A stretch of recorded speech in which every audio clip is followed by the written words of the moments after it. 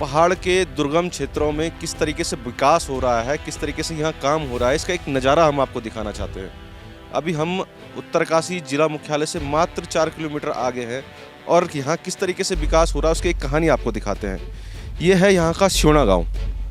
उत्तरकाशी से 4 किलोमीटर आगे श्योना गाँव है और इस गांव के लोगों की लंबे समय से मांग है कि इनके गांव को जोड़ने के लिए एक पुल बना जाए, चाहे वो झूला पुल ही हो लेकिन बनाया जाए। आप देख सकते हैं कि किस तरीके से लोग यहाँ के लोगों ने, ग्रामीणों ने ये लकड़ी का पुल बनाया हुआ है और इस पुल के सहारे यहाँ से ये रोज़ इनका आना जाना होता है, यहीं से वो अपना सामान भी लाते हैं। किस तरीके से ये इनका जीवन कट रहा है। एक छोटा सा इनकी मांग है, लंबे समय से इनकी मांग है कि एक पुल उनको बन जाए, उनका आने जाने की उनका साधन हो जाए, लोग आए। आप देख सकते हैं अभी हमने दिखाया था किस तरीके से जो बुजुर्ग महिलाएं हैं या कोई बीमार हो जाता है उसको लाना पड़ता है, किस तरीके से उनका ख्याल रखना पड़ता है। ये सब आप देख सकते हैं कितनी मुश्किलों से इनका जीवन यापन हो रहा है और लंबे समय से ये मांग कर रहे हैं कि यहाँ पे पुल बने। लेकिन आप देख सकते हैं कि इनकी मांग कहीं पूरी होती दिख नहीं रही है। अब यहाँ के कुछ लोग जो श्योना गाँव के हैं वो हमारे साथ मौजूद हैं। हम आपसे जानना चाहेंगे सबसे पहले कि कब से आप लोगों की ये मांग है इस पुल की?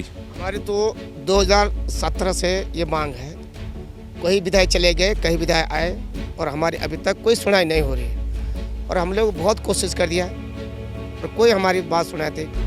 लोग आते हैं और जाते पर बात दावा करके जाते हैं कि हम लोग करेंगे, पर फिर भी इसमें कोई नहीं करते हमारे साथ।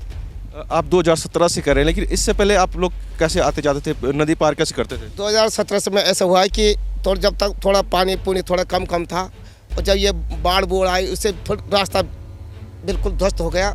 हम लोग फिर यहाँ से ऊपर चढ़ाई में उतर फिर गांव में उतरते हैं। ये तो अभी नदी कम है, लेकिन जब बरसात होती है तो फिर आप लोग कैसे आना जाना करते हैं? हाँ, ये हमेशा का रास्ता नहीं है जो आप बोल रहे थे कि हमेशा का रास्ता नहीं है, क्योंकि जब नदी बढ़ जाती है तो उप रास्ता है पर लेकिन वो भी ढंगार जैसे पर्वत जैसे रास्ता है और वहाँ भी बहुत बड़ा खतरा है। 24 घंटा जैसे पानी आता रहता है, पत्थर की हो गया, जैसे जंगली जानवर कई चीज़ें होती है, मतलब बहुत दिक्कत होती है।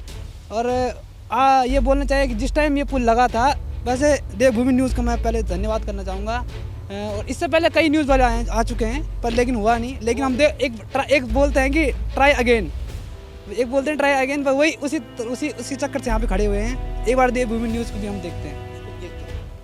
ये चुनाव का समय है और कहीं ना कहीं वोट मांगने आपके पास हर कोई आएगा, भाजपा भी आएगी, कांग्रेस भी आएगी, अन्य दलों के लोग भी आएंगे। तो आप लोगों की क्या मांग है, किसको वोट देंगे, अगर जो पुल बनाएंगे या कोई अपने और मांगे आप लोगों की?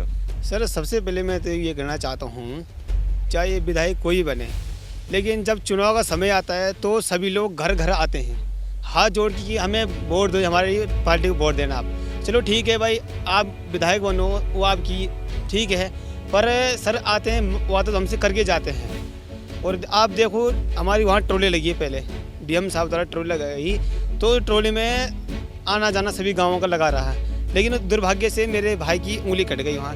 लेकिन हम डीएम साहब के पास गए, हमने कहा सर हमें कुछ मुआवजा दीजिए या कोई ऐसी चीज़ दीजिए जिससे हमारा भाई का रोज़गार चलता रहे। लेकिन कहते रहे ठीक है देते रहेंगे, लेकिन हमने हेल्पलाइन तक भी ये बात चली गई पर लेकिन अभी तक उसका कोई भी हमें अभी तक ये नहीं मिला, रोजगार नहीं मिला। रोजगार तो बहुत बड़ी दूर की बात है। वादे यहाँ पे बिल्कुल बेकार वाले वादे होते हैं, जबकि ट्रॉली ये वाली ट्रॉली नहीं बोली थी, इलेक्ट्रिकल ट्रॉली बोली थी जिससे आर बार इसमें तो बहुत दिक्कत थी। रोजगार तो बहुत बड़ी दिक्कत हो गई। रोजगार छोड़ो, वादे पहले अगर जो सही तरीके से हो तभी तो होगा कुछ काम। रोजगार तो बहुत दूर की बात हो गई। आप लोगों की क्या उम्मीद है इस बार, क्योंकि चुनाव भी है, आप किस तरीके से सोचते हैं? यही जो है जो हमको जो हमारा करेगा हम उसको वोट देंगे। विकास के नाम पे जाएगा और कुछ नहीं है, बस हम ये नहीं देंगे, विकास नाम से वोट देंगे बस। बिल्कुल, कहीं ना कहीं ये बात जायज़ है और सही बात भी है कि आखिर कब तक आश्वासनों के सहारे जिएंगे। कहीं ना कहीं शासन को भी सोचना पड़ेगा, प्रशासन को भी सोचना पड़ेगा और वो जनप्रतिनिधि जिनको चुन के ये भेजते हैं कि आखिर कब तक ये 200 लोग जो गांव के लोग हैं वो किस तरीके से यहाँ से आना जाना करेंगे।